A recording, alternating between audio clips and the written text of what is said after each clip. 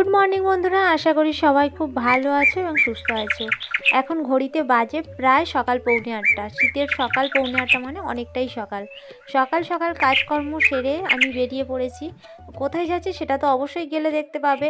আর আজকের দিনটা আমার জীবনে ভীষণ স্পেশাল একটা দিন। তো চলো, চলে এসেছি যেখানে আসার কথা বলেছিলাম।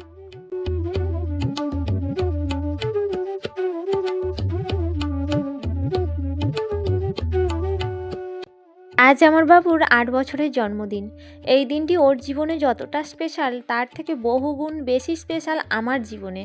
তোমরা ভাবছো আজকে এখানে আমি কি করতে এসেছি? এখানেই মানত করে আমার বাবুকে আমার কাছে ফিরে পেয়েছি।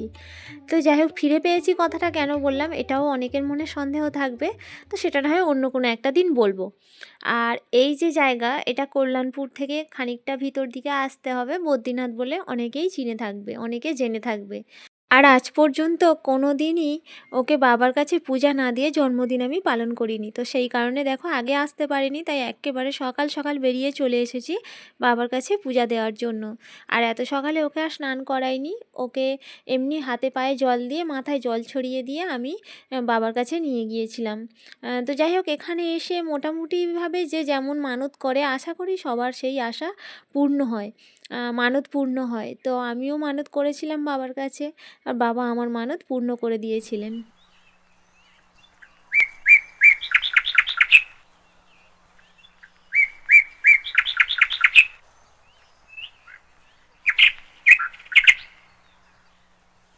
বাড়ি থেকে বেরিয়ে বাবার কাছে আসার সময় এই ফুল, সন্দেশ, বাতাসা সব কিছুই রাস্তা থেকে কিনে এনেছিলাম।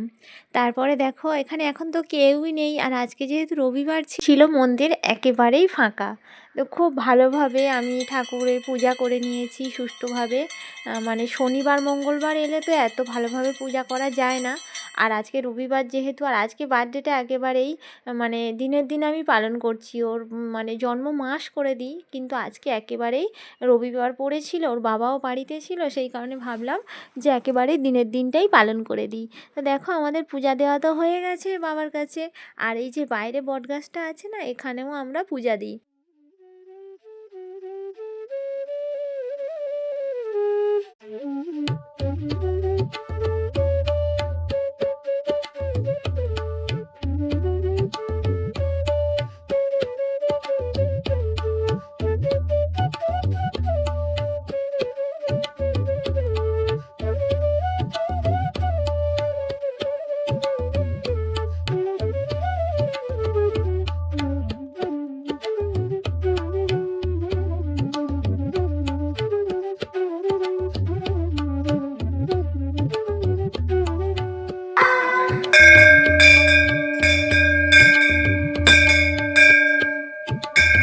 তো বন্ধুরা, পূজা দেওয়া হয়ে গেছে, এবারে বাড়িতে যাওয়া যাক। প্রচুর কাজ পড়ে আছে। আর এবছর কাউকে সেইভাবে নিমন্ত্রণ করিনি, শুধুমাত্র বাড়ির লোকগুলো আর আমার বাবা মা আর আমার ননদ এসেছে, এই কজনেই। তো আজকে যেহেতু পূর্ণিমা ছিল সেহেতু মাংস হয়নি, মাছ হয়েছিল 2 রকম। আর কি রান্না হয়েছিল সেটা তোমাদেরকে পরে দেখাচ্ছি। আর এই যে দেখো না, ডালটা সিদ্ধ হয়ে গেছে, তারপর আমি ভাত বসিয়ে দিয়েছি। এমনিতেই অনেকটা লেট হয়ে গেছে ফিরে আসতে আসতে। আর এদিকে গ্যাস জ্বালিয়েছি, গ্যাসে কিছু ভাজা টাজাগুলো করব যাতে তাড়াতাড়ি হয়ে যায়। আর যেহেতু লেট হয়েছে সবাইকে খেতে দিতে অনেকটা সময় লাগবে। তো চলো বন্ধুরা, সবাই যে ওকে আশীর্বাদ করেছে সেগুলো তোমাদের সঙ্গে একটু শেয়ার করে নিই।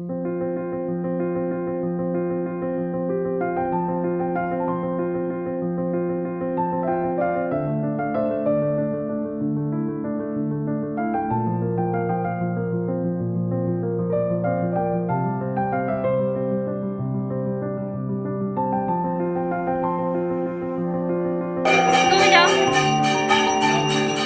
আমি নয়, তুমি না করবে বলে আমি করতে পারি না, পারবে না। ওই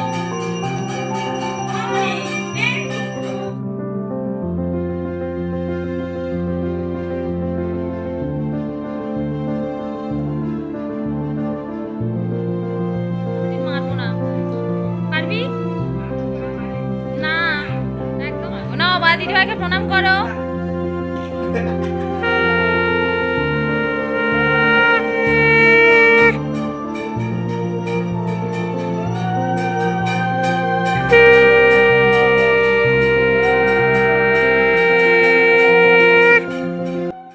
আজকের দিনটা ওর জীবনে বছর বছর আসুক, শত বছর আসুক, এই কামনাই আমরা বাবা মা হয়ে করব। আর আজকের দিনে কিন্তু অনেক গিফট পেয়েছে, আর এই যে জিনিসটা ও পাচ্ছে এটা কিন্তু ওর জীবনের সবথেকে সেরা জিনিস, সেরা গিফট। তাই আমি কোনো স্কিপ করতে পারলাম না, এটা সম্পূর্ণটাই তোমাদের সঙ্গে শেয়ার করলাম।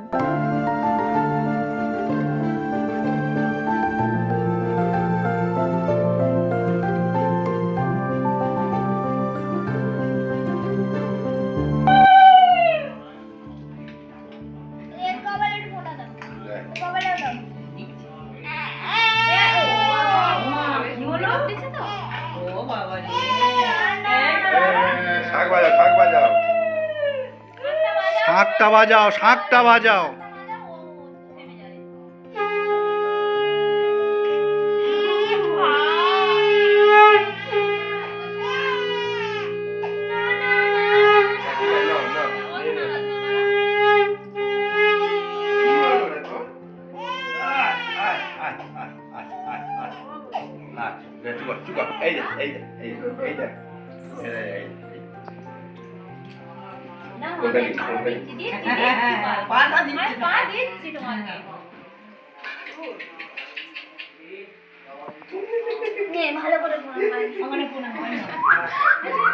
তোমরা দেখো ওর আশীর্বাদ তো কমপ্লিট হয়ে গেছে, আর তোমরাও কিন্তু যে যেই ভিডিওটা দেখছো সবাই কিন্তু ওকে আশীর্বাদ করতে ভুলো না।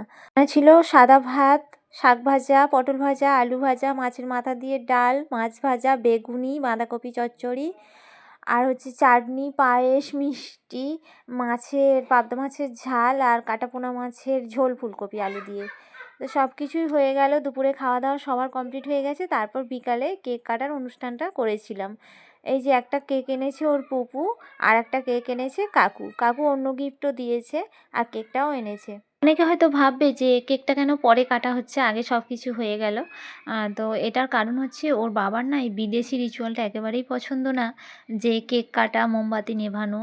ওই জন্য আমি কি করেছি, আগে আমাদের বাঙালি মতে যেগুলো হওয়ার সেগুলো করে নিয়ে তারপর বিকালে এই নিয়মটা মানে করা হয়েছে। কেন বাচ্চাদের তো আগে কেক কাটা নিয়েই ব্যস্ত থাকে, ওরা যেটা দেখে সেটাই ভাবে, কিন্তু ওর বাবা একটু চিন্তাভাবনাটা অন্যরকম, তো সেই কারণেই মানে পরে এই কেকটা কাটা হয়েছিল। আর মোমবাতি তো নেভাতে দেয়ই না। আর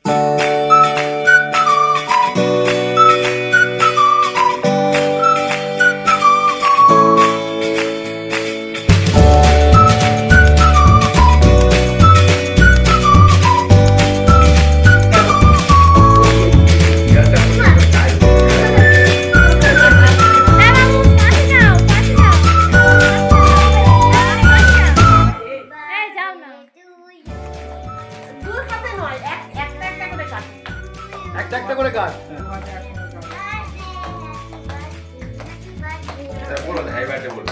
happy birthday to you, happy birthday to you, happy birthday to you.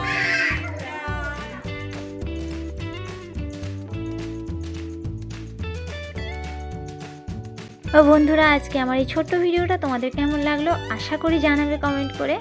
আর ভালো যদি লেগে থাকে তো অবশ্যই একটা লাইক করতে ভুলো না। চ্যানেলে নতুন বন্ধু হলে অবশ্যই চ্যানেলটাকে সাবস্ক্রাইব এবং ফলো করে পাশে থেকো। হচ্ছে নেক্সট ভিডিওতে। সবাই খুব ভালো থাকবে এবং সুস্থ থাকবে। টাটা।